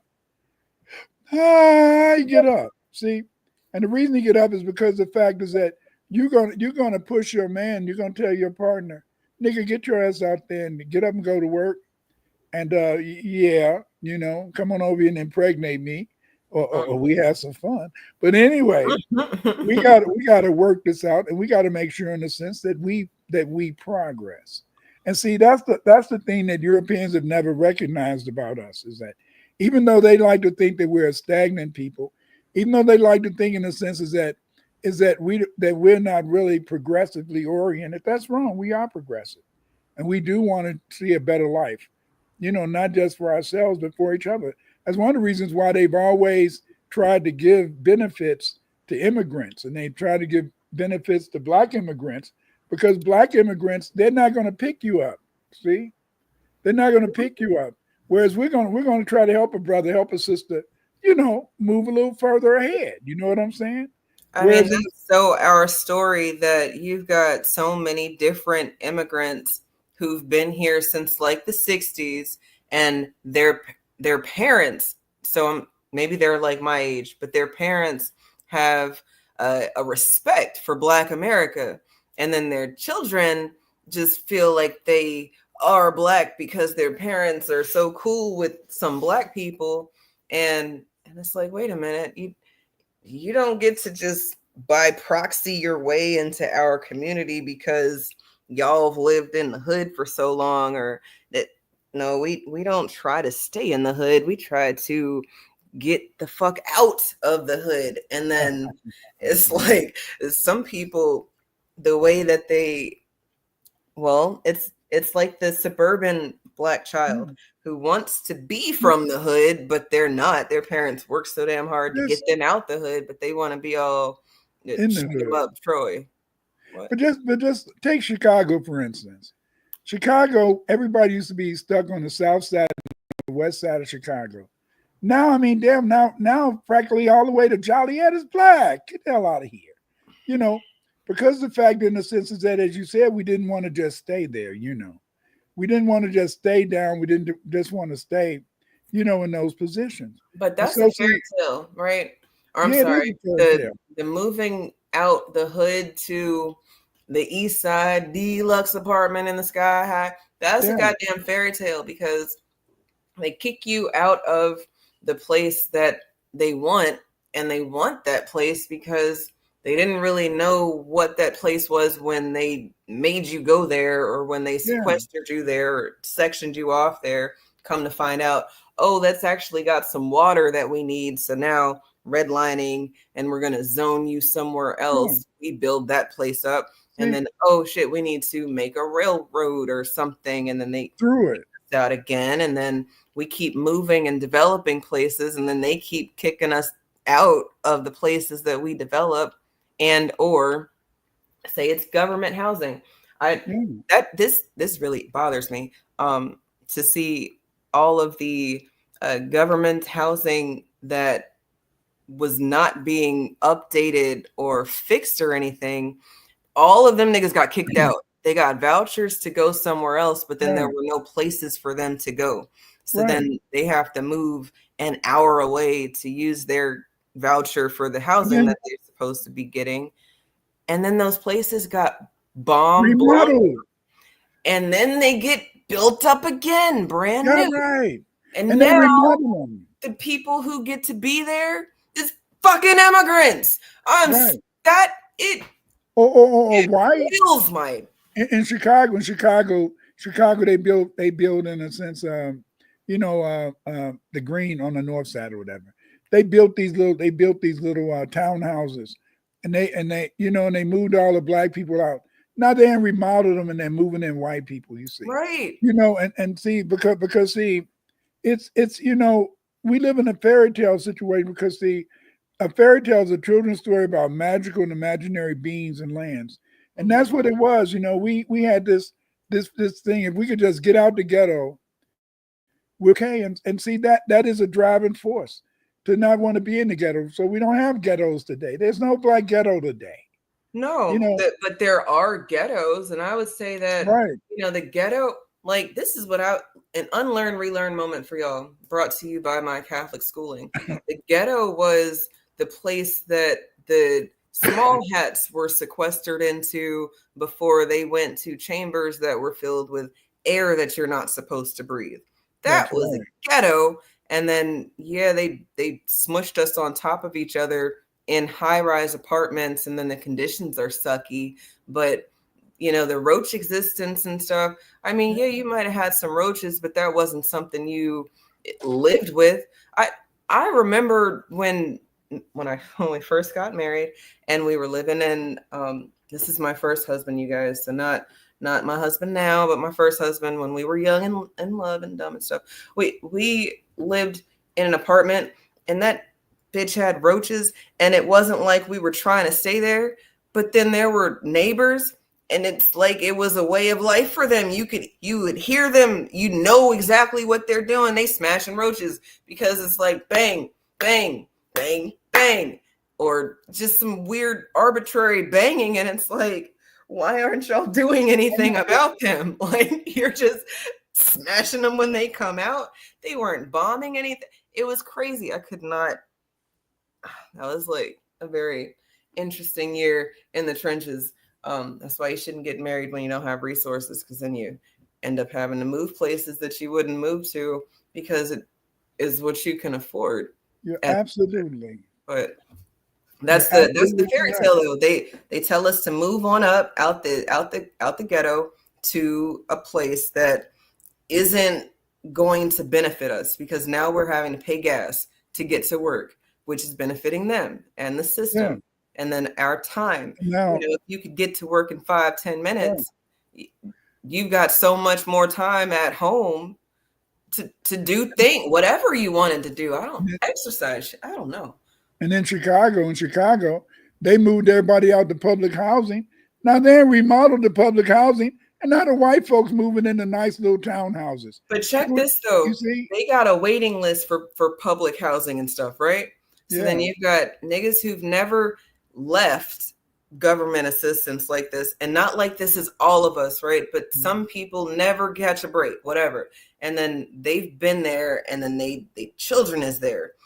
And so then those people are kind of guaranteed or grandfathered in.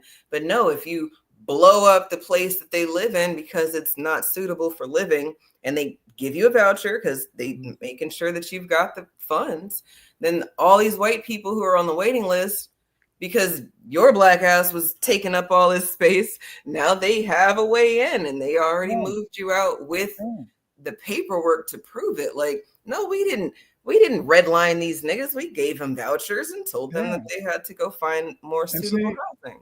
What? And see, that's why you find a lot of urban areas, you know, the whites are moving back in, they're moving back into the place, but it doesn't really matter because it's all bull. See, it's all a fantasy. And why is it a fantasy? It's a fairy tale. And the reason it's a fairy tale is because they will not win. They cannot win. What are you talking about? They're white. White supremacy rules the world. White supremacy rules the universe. You're absolutely correct. White supremacy rules the world. White supremacy rules the universe. But black people like to fight. We like to fight. And even in a sense, we don't always have to throw our dukes up. We don't always have to have an AKA to shoot at your ass. We still going to fight because we're going to take your word, and your word is that Constitution. And when you made the Black Constitution, the 13th, 14th, and 15th Amendment, that gave us an option. The only problem is that we never had a philanthropic group. We never had, rich niggas who would, in a sense, rich nigga, you rich niggas. We never had rich niggas who would support our legal class. They could fight for our rights like those other people. Those other people, they have lawyers who fight to make sure that they're able, in a sense, to use this Constitution to get what they want. See, right? If we had a bunch of in a sense rich black folk who supported a real black think tank, the only black think tank that exists on the planet Earth today in America is me. Well, what did you say?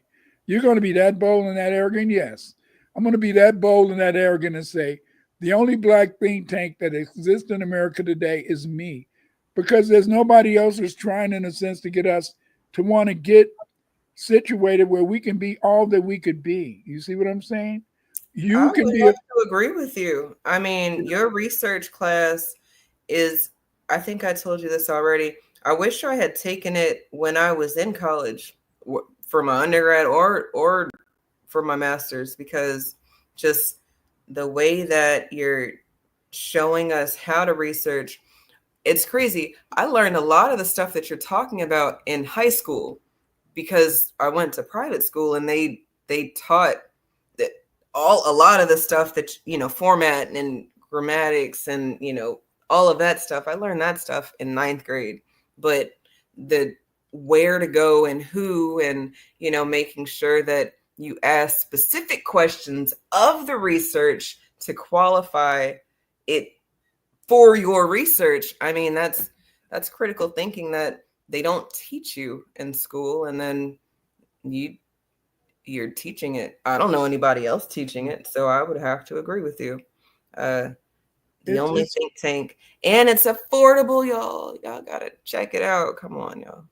But the thing is, is that a think tank, you have to, in a sense, want to get people to be situated. But see, the beauty of it is this. Our problem is that everything is kind of, on a string. What I mean by that is that so many black people have always been trying to hide stuff. And then so many black people, it is some black people that are sitting on some research right now that can blow the world up. They can really upset everything, but they feel that they tell it, somebody going to steal it from them. If you don't never put the research out there, then how can it be expanded? See, research is dynamic, but the only thing that makes research dynamic is when you have a researcher that's going to take it. See, I'm a falsificationist. I remember Morgan. He was my advisor. He said, Clyde, what are you? When I was about to get my PhD, he said, okay, you're graduating soon. What are you? I said, well, I'm a falsificationist. I either disconfirm or I confirm research. And that's what it's all about. I said, okay, well, then that's who you are. And that's what I've been trying to get people to do, is to understand is that you confirm or disconfirm.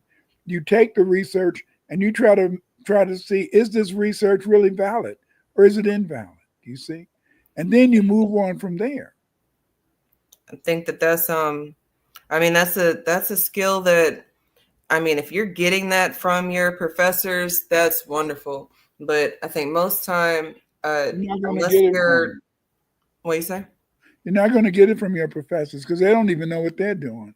Right. Because And they weren't taught properly. They weren't taught properly. well, I would have to agree, because it's more of like what you said your wife said to you. It's crazy that these people are paying all this money for you to give them an F. Yeah. And I'm trying to tell you, I really wish you'd one was one of my instructors, because your wife would have been making sure that I didn't get any Fs. And then two, that's a very real statement. When you're in college, you're paying for that. It's not public education that's free for you because the government has made it an institutionalized setting for us. It's on your own dime. And then damn, because you were late for class or you slept through a test or whatever, now you got to retake the whole class, or that's crazy. But that happens all the time because people, they're there for the check. They're there for the accolades. They like being associated with the school. And go ahead.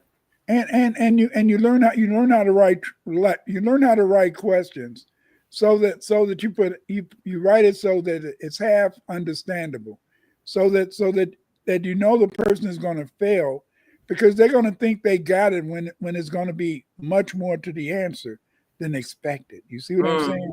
Mm-hmm. So then, I used to sit around and sit around with other professors, and we're thinking about how we're going to write these questions up just to stump people, And then my wife said, Clyde, people paying money for that. You shouldn't do that. And she was right.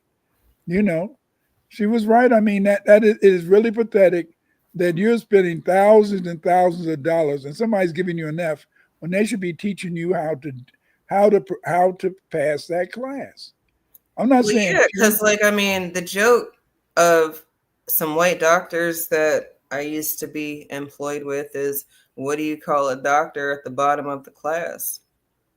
Well, you call them a doctor because they still graduated. And it's like, well, damn, it's a bunch of doctors out here that was at the bottom of the class, and they got people's lives in their hands, and and they failed or got a D. I don't want the doctor who got a D. And because they don't put their grades from their report cards on their on their health card when you go sign up for who you want to be your doctor for your insurance and stuff, it's a catch and it's a hit or miss. Yeah. And then again, if they didn't have a teacher who gave a damn about making sure that they understood the information, well, that's why you got the how do you say the ibuprofen? Ibuprofen. How are you saying it? I don't know. I might pronounce anything anyway. No, that was probably because them Indian doctors been saying it like that for so long. You just been saying it like them now. People get everything ready for you. Yeah, there it is. A lot of them don't even have a damn degree, and all these nurses from the Philippines. Oh, every one of them is a good nurse. Hell no, get out of here. No, just like all these Mexicans aren't construction people. Yeah. Some of y'all are construction people, but goddamn it, who's working on the roads in Mexico if all the construction people are here? It's really interesting, but the thing is, that's one of the reasons why America is in such a state. But the thing is, that's why you had to take it back, and so that's the beauty of it. I'm so happy that there's people like you, Eve, that's going to carry on the research when the rest of us are gone, and that's very important. Let's see what did Creator so far say. He said, let's see, ibuprofen. I had to down a whole container once from the Caucasians getting on my freaking nerves. Yeah, that's right. I mean, they don't give you the good stuff. The good stuff, it'll have you so damn high, you won't feel a thing. But they give us ibuprofen, baby. Ibuprofen, there it is. Look, that's just because that Indian doctor's been giving it to you for so long. That's how he says it.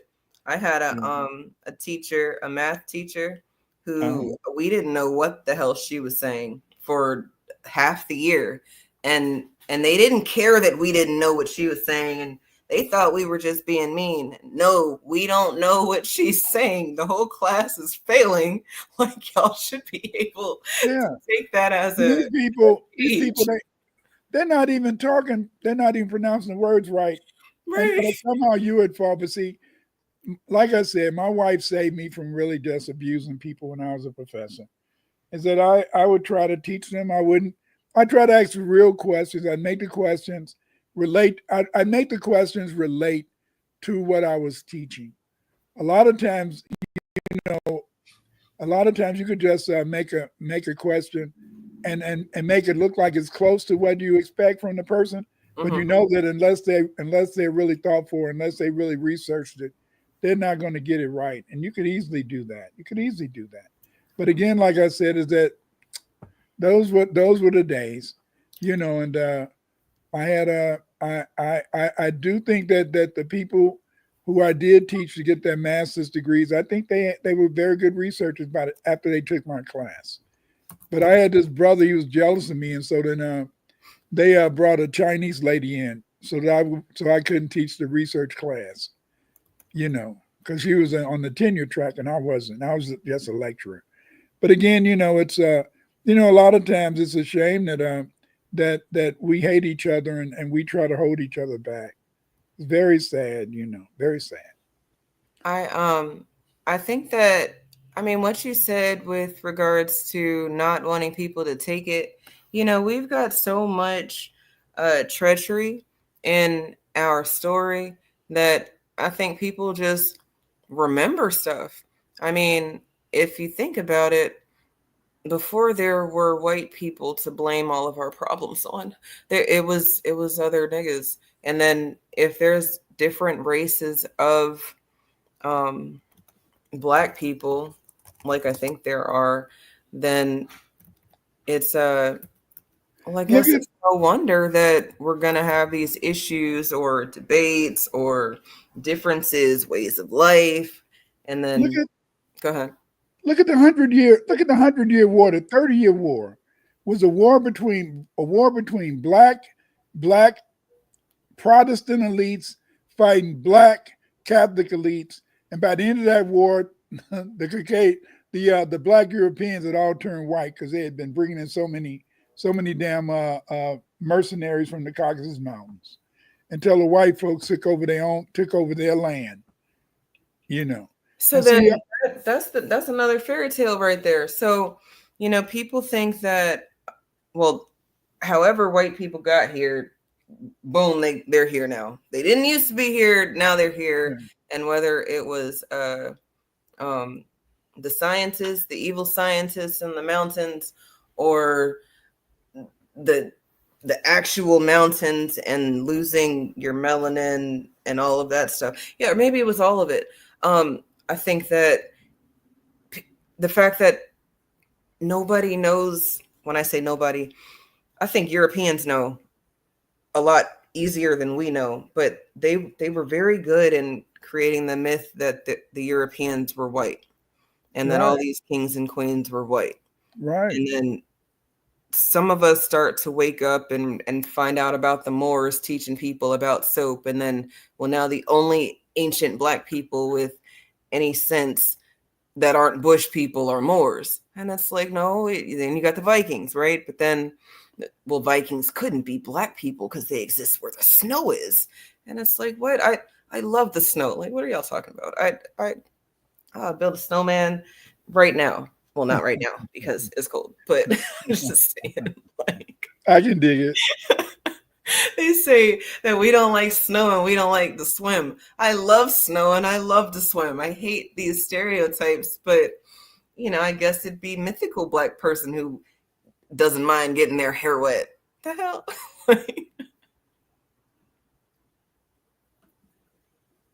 Yeah. But it's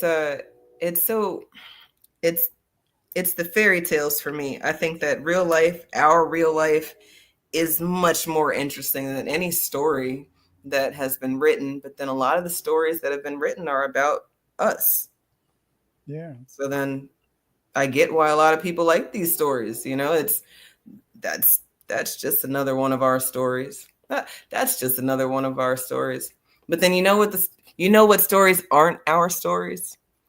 Go ahead. It's the fairy tales, like Hansel and Gretel. They little kids lost in the woods, and then they get found by the evil lady in the middle of the woods who eats children, no less. Like that's not our story. Or Peter Pan. You got the boy who doesn't want to grow up and be with the boys and just live in Never Land. And I don't know. That doesn't seem like our story either. Maybe all the crazy, weird, dark fairy tales are their insertions, and then ours are the stories you can learn from. The Bibles and the Qurans and stuff. I don't know. Right. What do you think about that? You're probably right. It's complicated because their stories are stories of competition. Their stories of waste, and their stories in the sense of deprivation, and their stories in the sense that revolve around people hurting other people. Absolutely. That's exactly what I'm talking about. Like, I don't know if that's our history as much as they go out the way to make sure that we know nursery rhymes like Ring Around the Rosie, which is about the Black Plague, which is like, wait a minute. White people love remembering their history, and they love documenting things. There's pictures of white people smiling with Black people hanging in trees, right after church, no less. So they documenting things, sure. But then they got us thinking that these things are ours, and then we're remembering them and passing them on, and they have nothing to do with us. Have nothing to do with all right, just tell me now, Dr. Winters, did the Black Plague, was that because of the Black people? Or was it because of some dirty Europeans killing everybody with their disease? It was these Black people who wanted to bring in these mercenaries from the Caucasus Mountains, and they brought with them their filth and degeneracy. And even look today, the biggest problem among white doctors is they don't want to wash their damn hands. That's pathetic. It's disgusting. You can't say it's pathetic. It's got to be no, it's not even disgusting. It's terroristic. Yeah. Because you cannot tell me that at a hospital where that you've got people with compromised immune systems and all same thing with white nurses. They don't want to wash their hands. That's got to be terroristic activity. If you can get in trouble for not wearing gloves or a hairnet at McDonald's or whatever, then you should be getting in trouble at a hospital if you didn't wash your hands. And look, y'all, all those signs in those workplaces, employees must wash hands, but that's because they don't wash their hands. That's right. That's not for us or because we forgot. Which one of y'all in the chat? I don't know how many of y'all are watching right now. In any one of our chats, which one of y'all forgot to wash your hands when you left the bathroom and needed a sign that said, "Don't forget to wash your hands"? Like, the fact that you can read means that you didn't forget to wash your damn hands. Like, they purposely don't wash. I watched a video. I think it popped up after remember the video I showed you where they talking about they didn't use washcloths? Right. And it was the two white girls talking about it. Another video popped up after that, and they were talking about how they purposely don't because it wastes time. And if they didn't poop, then why? And I'm like, what are you talking about? Like, what are these things that you passing on to your children, and then they passing it on to their children, and you don't bathe in the summertime, swim, and what? I think white people are cleaner today than when I went to college. That's because it's more of them comfortable being around us now than there Right. were back And then. we moved in the suburbs, and a lot of them started getting around us. I mean, look at how what's her name, that the tennis player, she had to teach her husband how to use a towel.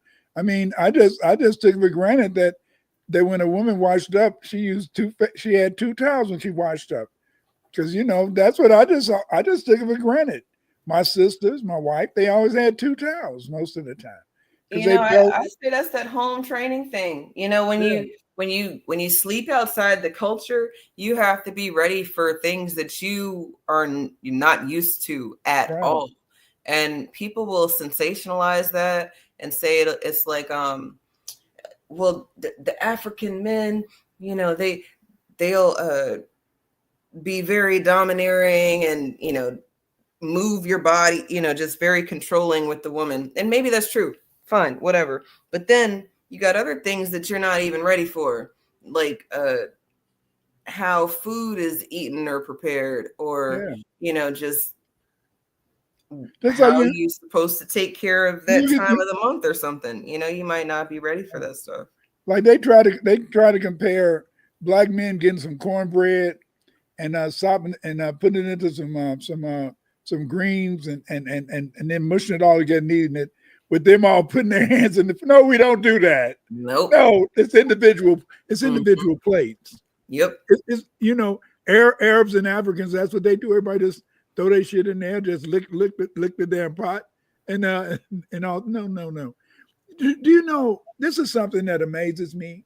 Have you ever thought about the fact that Eve is that here we were enslaved people, and yet we've always, I think FBA people are the most cleanest people on the planet. And you just say, damn, how did we become so oriented towards that? To be clean. Because it seems like the most cleanest people on the planet would be Muslims, because they had to wash their hands and all that, and wash up to say their prayers. But no, the cleanest people on this planet are FBA. I think it's because of the wanting to separate ourselves from the stereotypes. We don't want to be the gangbanger or the,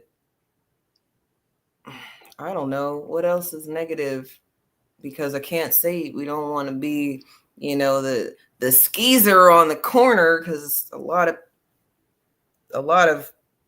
I don't know what's going on with black women sometimes, but then a lot of them are cosplaying too. So even the gangbangers, I think maybe, they're wearing our clothes, but maybe they used to have a different weapon when they were in the land that they're supposed to be in. I don't know. Chopping heads off and walking through the streets with the head is insane. I sometimes think about the community hole when I was growing up, or the light-skinned girl who was promiscuous, and it seems like now I believe that the community hole and the light-skinned girl was promiscuous. I think they felt that was a way that they could get attention, even though to me it was the wrong attention. But by them being by them being sexually promiscuous, I think it allowed them to feel that they were being given attention by the boys, and by and stuff like that. So it's interesting. I think a lot now about things that I saw growing up that I think now had a much more deeper meaning. And I think that's real though. The illusion of the attention, or at least the trade-off. People think they're getting something for attention even today. That's why you've got the fact that the platforms show how many people viewed your stuff, because now it's not even about if they liked it or not, but were you good enough to get them to click on it? And then some platforms pay for the clicks, and then people want to know how many people liked something that they posted, and they're not even monetized. So it's like, well, what are you getting for the like? Just it makes you feel good because somebody liked it. Okay, well, now we're into a weird fairy tale of you're gonna have an audience. Yeah, I think honestly, Dr. Wonders, I think it's because not enough people played sports, so they have this fairy tale existence or idea of reality because of whatever they've watched already. You know, they're Right. programmed already. The girls think that love is romance, but then the girls don't know that romance is a bunch of gay shit because it comes from the Romans. And then it's like, well, is romance what you want, or did you want intimacy? You know, now we're in my world of, are we having the same conversation, or are we having two different conversations trying to make the other person feel them, and then a bunch of arguments because we're not even talking about the same thing. Right. And it's very complicated. But again, like I said, is that what do they say? Hindsight is 20/20. And so then when you think back about those people in the neighborhood, it's kind of different now because we're all over the place, because now we're not just stuck on the south side of Chicago. We took over all the suburban. We took over all the suburbs. I was thinking the other day about when I was working in the mailroom at University of Chicago when I was in my senior year. And I used to always think about, Homewood and stuff. For some reason, that town always stuck in my mind, and because I see a lot of the kids that was students would get letters from Homewood, so I just thought of Homewood as a mystical place. And then when I got older and I got grown, and I found where Homewood was. But the thing is, this is that it's these myths that make things so interesting. It's these fairy tales, I mean, you're going to find Prince Charming, and he's going to take you from the ghetto. Hell no, you're going to find Prince Charming, and hopefully keep his ass off drugs and keep him from going to jail, so you can have your man with you at least for the next 20 years, with you for 20 years. Look, or your Prince Charming. Right. You thought about a Prince Charming because of what they told you he's supposed to look like or act like. And then you come find out that he wants to be prettier than you. And not because he's gay, but just like his mama done raised him to be a pretty boy, and he's got zero skill. He has no know-how. People have been giving him shit his whole life. And it's like, yeah, you 38 with nothing to show for it because you pretty. And I don't want my man to be pretty. And I don't think women want their man to be pretty as much as it might be nice to be a dude with looks. I think you should say farther, but I think you should say some women. Some women don't care. Some women. Well, I don't. Well, that's the thing though. Pretty is in the eye. Beauty is in the eyes of the beholder. And if you using society's eyes to look for beauty, then you already messed up. Which is you live in a fairy tale. Because 9 times out of 10, when people are hating on the pretty girl and the ugly dude, or the ugly girl and the pretty dude, it's not because they were looking with their eyeballs, or even that their eyeballs work the same as your eyeballs. They're looking for something else or something else, but we're looking at them like, how'd that happen?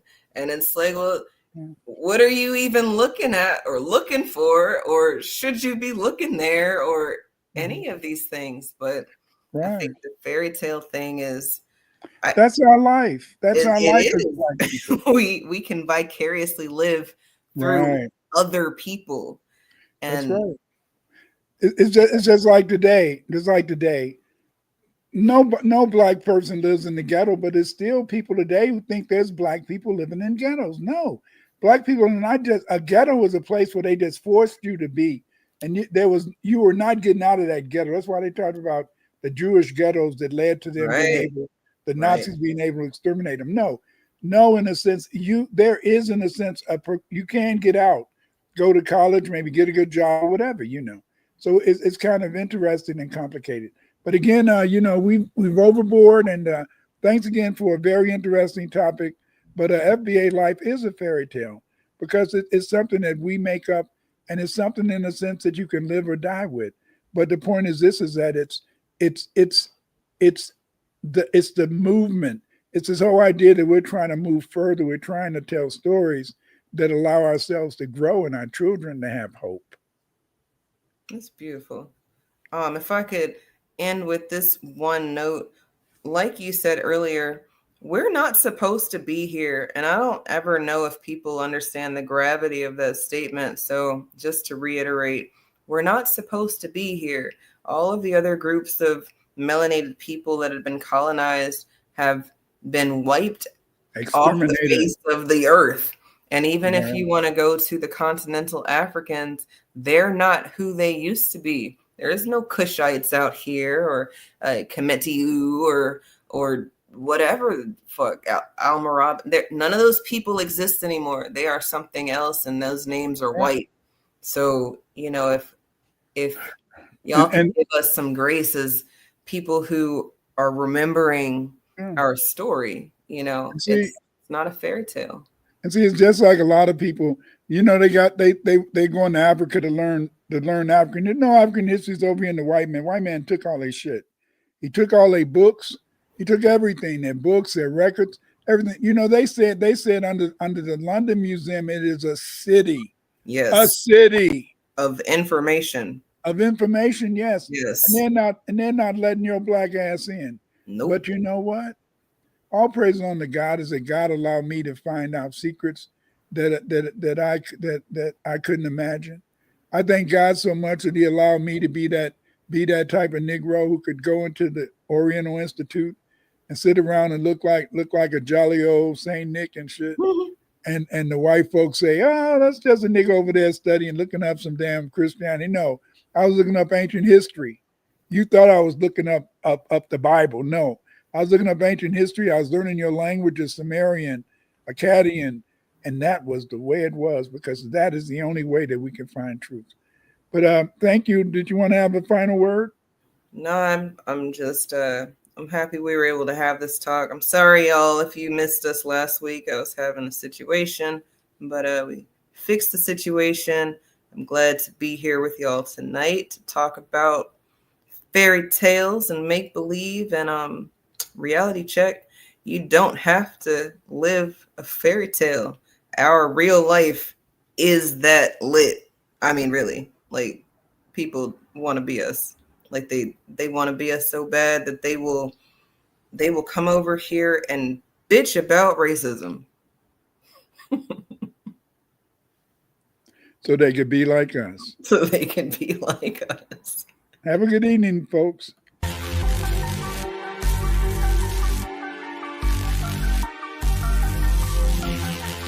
If you're not going to speak up, you're the one to do. If you're not going to speak up, you're the one to do. If you're not going to speak up, you're the one to do. If you're not going to speak up, you're the one to do. Vampires, they prey on your fears to them that stay away. Vampires, they prey on your fears, control your atmosphere. Don't let them take your energy. Don't let them take control your atmosphere. I am you and control your atmosphere. Don't let them take your energy. Don't let them suck your energy. It's a distraction away from me. I am you and you are me. If you're not going to speak up, you're the one.